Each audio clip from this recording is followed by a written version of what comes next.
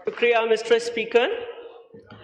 Sir, आज जिन हालात में पाकिस्तान में ये हमारी गवर्नमेंट देख रहे हैं, नवाज लीग, PML नून और पाकिस्तान पीपल्स पार्टी के ताउन से जो 27वीं तरमीम पेश की जा रही हैं, सर इस वक्त पाकिस्तान ना सिर्फ इंटरनल और external challenges of governance, security और institutional effectiveness and federal cohesion को फेस कर रहा है।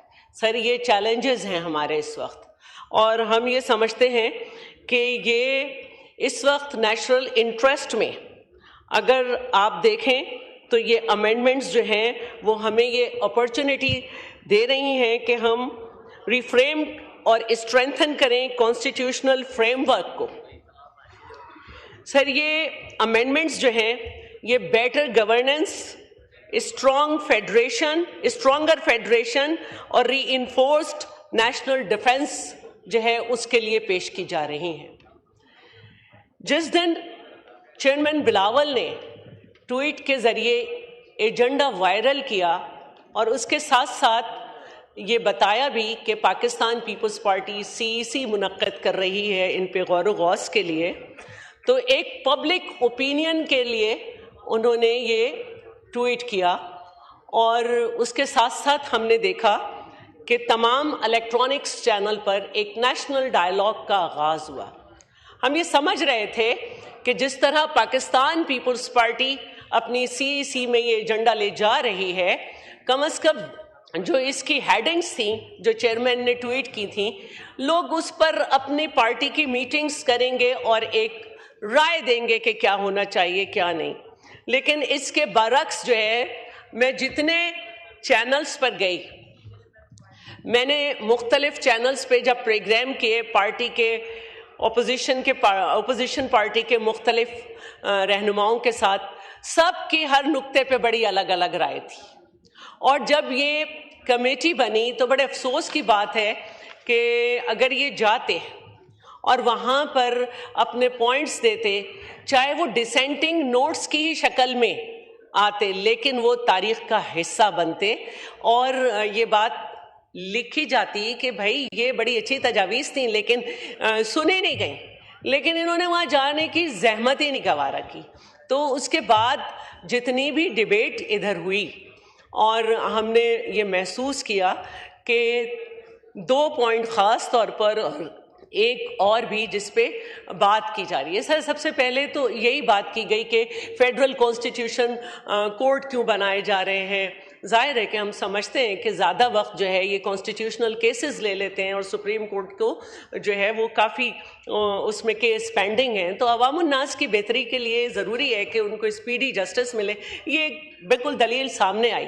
फिर उसके बाद जो शोर मचा तो वो ये मचा कि जी ट्रांसफ़र पोस्टिंग, उस पर भी इस दलील को गौर नहीं किया गया कि chief justice of the federal constitutional court and chief justice of the supreme court और chief justice of high court तमाम प्रोविंस के इस जुडिशल कमीशन का हिस्सा होंगे। और किसी भी जज के ट्रांसफ़र में जब एक हाई कोर्ट से दूसरे में किया जाएगा तो दोनों चीफ जस्टिस जो हैं उनकी कंसेंट होगी और उसके बाद भी जो है उस मुताल्लिका जो जज है उसको मौका दिया जाएगा। सर, इससे मैं सवाल ये पूछना चाह रही हूँ कि जो मौजूदा आइन का आर्टिकल 200 है, जिसके मुताबिक प्रेसिडेंट ऑफ पाकिस्तान जो हैं वो वज़ीर आज़म की इंस्ट्रक्शन पर जजेस की पोस्टिंग ट्रांसफ़र करते हैं, उस पर भी एतराज़ है, उस पर भी सीनियरिटी के मसाइल आ रहे थे। तो उसके बाद जब ये अमेंडमेंट की गई है तो इससे सिर्फ मेरा एक सवाल है, और वो सवाल ये है कि क्या आप नहीं समझते कि इससे एग्जेक्टिव की इंटरफेरेंस जो है वो रिड्यूस हुई है? अगर आप इसको झुटलाना चाहते हैं तो ये अलग बात है। बिल्कुल इस अमेंडमेंट से एग्जीक्यूटिव की जो है इंटरफेरेंस जो है वो रिड्यूस हुई है, हाँ इन्हांस हुई है institutional integrity of the judiciary. लेकिन ये इनको पसंद नहीं आ रहा, क्योंकि हो सकता है कि ये एक शख्स की मोहब्बत में इतने आगे चले गए हैं कि इन्हें वो फैसले पसंद हैं जो उस शख्स के लिए किए जाएं, वो जुडिशरी पसंद है, वो उस जुडिशरी की तलाश में है।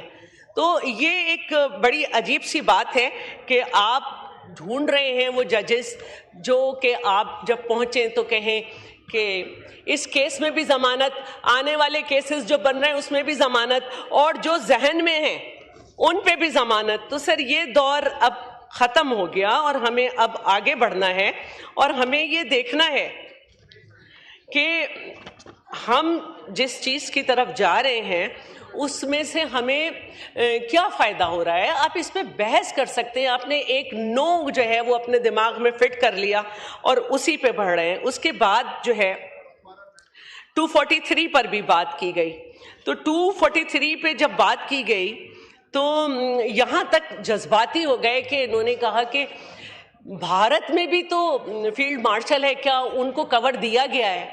तो भाई भारत से तो आप मुतासिर होंगे, उनके कवानीन से, उनके कॉन्स्टिट्यूशन से आप मुतासिर होंगे।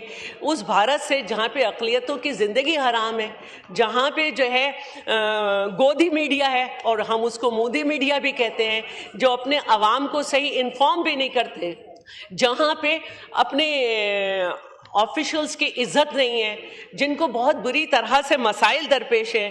तो मैं ये समझती हूँ कि इस अमेंडमेंट से जो 243 में की गई है, ना सिर्फ हमारा डिफेंस स्ट्रॉन्गर हो रहा है, बल्कि एक स्ट्रेटेजिक इन्वायरमेंट और क्लियर चेन ऑफ कमांड जो है वो हमें नज़र आ रही है, और एक यूनिफाइड लीडरशिप है और लीडरशिप फ्रेमवर्क है। और इससे मैं समझती हूँ कि हमारे रेडियंस, डिसीशन मेकिंग और डेटरेंस जो है उसको बहुत फ़ायदा होगा। और जो हालात हैं हम ये देख रहे हैं कि अगर मैं इससे ही रिलेट कर दूं कि अभी तक जो दिल्ली में धमाके हुए हैं, कोई सलमान कर रहा है, कोई क्या नाम बता रहा है, लेकिन कल जो अंधोनाक वाक़या हुआ, आज हमारे पास पूरी रिपोर्ट है कि कहाँ से वो शख्स था, कैसे आया। और हमने हम ज़रूर ये कहते हैं कि ख़वारिज और फितनतुल हिंदुस्तान, और इसके हम सबूत भी देते हैं। और इसके साथ साथ हमने देखा कि 33 आवर्स हुए, हमारे नौजवानों ने शहादत दी, लेकिन हमारे बच्चों को वहाँ से क्लियर जो है कैडेट कॉलेज से निकाला। तो ये चीज़ें हैं, आप इसको गौर करें कि आप बात किस पैराए में कर रहे हैं। सर उसके बाद जो है, जो बहुत ज़्यादा डिस्कस की गई बात, इम्यूनिटी, जो कि सुप्रीम कमांडर की इम्यूनिटी पे भी बहुत बात की गई। वो चींटी की तरह उनको काट रही है इम्यूनिटी। देखिए, ये सुप्रीम कमांडर के लिए इम्यूनिटी है, इसका जो है ताल्लुक, अगर आप फिर इसको पर्सन स्पेसिफिक करेंगे तो मैं फिर यही कहूँगी कि आप जो है वो शख्सी मोहब्बत की ऐनक लगा के हर एक बात को तोलते हैं और इसको देखते नहीं हैं कि अगर वो एक जो है दोबारा से जो है वो पब्लिक ऑफिस ज्वाइन करेंगे तो वो इम्यूनिटी ख़त्म हो जाएगी। लेकिन यहाँ पर मुस्तकिल जो है वो एक जो कहते हैं कि धुंध जो है उसको फैलाया जा रहा है, धूल उड़ाई जा रही है। और एक बात जो मेरी समझ में नहीं आई और आज की गई वो, और कल भी की जाती रही, लेकिन आज क्योंकि बड़ी और भी खुल के की गई, कि पाकिस्तान पीपल्स पार्टी जो है वो जमहूरियत को दफन कर रही है, कॉन्स्टिट्यूशन को दफन कर रही है। मतलब मैं सिर्फ इस पे एक पहले भी बात कहूँगी कि हदीस है कि उसूलन गुनाहगार ना हो, हदीस है कि उसूलन गुनाहगार ना हो, गुनाहगार पे पत्थर संभालने वाले खुद अपनी आंख का शहतीर भी जरा देखें, हमारी आंख का कंकर निकालने वाले। सर ये वो बात कर रहे हैं जिस लीडर की सियासत जो है एक डिक्टेटर की, रेफरेंडम की, चीफ पोलिंग एजेंट की हैसियत से बात करना शुरू करें।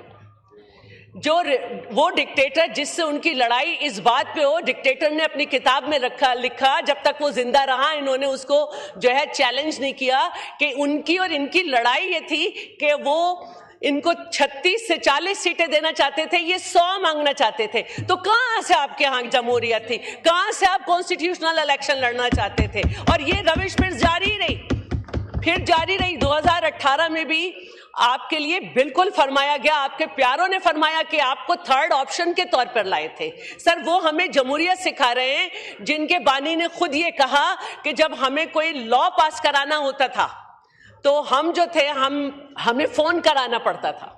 फिर उन्होंने बावर करवाया कि जी जो हमें थर्ड ऑप्शन के तौर पर लेकर आए हैं वो कौम के बाप हैं, और जब अब्बू ने पिटाई लगाई तो नाराज हो गए।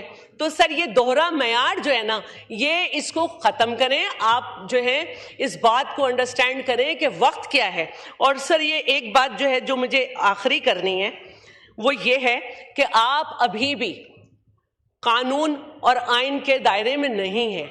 आप आज भी कन्विक्टेड आदमी के लिए कह रहे हैं कि उसको रिहा करो, उसको सजा हुई है, उसको सजा काटने दें।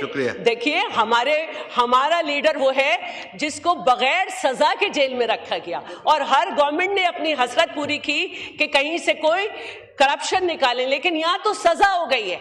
तो और दूसरी बात, मैं सिर्फ अब 2 बातें और करना चाहती हूँ। बिल्कुल मैं वाइंड अप कर रही हूँ सर सूबा सिंध वाहिद सूबा है जहां पे बल्दियाती गवर्नमेंट्स ने अपनी मुद्दत भी पूरी की, नया कानून भी बना, इलेक्शन भी हुए, और सर यहाँ तक कि हमने अभी पिछले दिनों देखा कि जब एक सूबाई मुतासिबाना हरकत की जा रही थी तो सोशल मीडिया पे ये तक शेयर हुआ कि टाउन को 27 बिलियन रुपीस तक दिए गए हैं कि वो अपने टाउन्स की बेहतरी करें। और आखिरी बात मुझे ये करनी है कि देखिए 18वीं तरमीम जो है, जो सबको बहुत याद आ रही है कि उसको फुली तौर पर जो है किया जाए, तो सर उसके 18 डिपार्टमेंट ऐसे हैं जिनका डिवॉल्यूशन होना बाकी है, उसको डिवॉल्व किया जाए। इसके अलावा सेल्स टैक्स के अलावा सूबों को ये इख्तियार दिया जाए कि वो सर्विसेज और गुड्स पे भी खुद टैक्स कलेक्ट करें। और इसके अलावा अगर किसी को एजुकेशन में सिमिलर करिकुलम का मसला है तो चारों सूबों से हेल्थ, एजुकेशन सेक्रेटरी और मिनिस्टर्स को बुलाया जाए, एक जो है मौका दिया जाए। जी जाम करीम साहब ऑन पॉइंट ऑफ ऑर्डर। जी रजा साहब आपको दे रहा हूँ 1 मिनट के लिए सिर्फ। जाम करीम बिस्मिल्लाह रहमान रहीम। जी जल्दी से जाम करीम। सर ये हाउस में अमेंडमेंट्स आती रहेंगी, लेकिन मैं चाह रहा हूँ कि कुछ इशू हैं हमारे हलके के, वो आपकी नॉलेज में आए। स्टील टाउन का एरिया है, 4 लाख की आबादी है। काफ़ी दफ़ा मिनिस्टर साहब को भी रिक्वेस्ट की कि उनकी बेसिक यूटिलिटीज़ जो है, गैस है या पानी है, उसका मसला हल किया जाए, लेकिन वो मामलात अभी तक पेंडिंग है।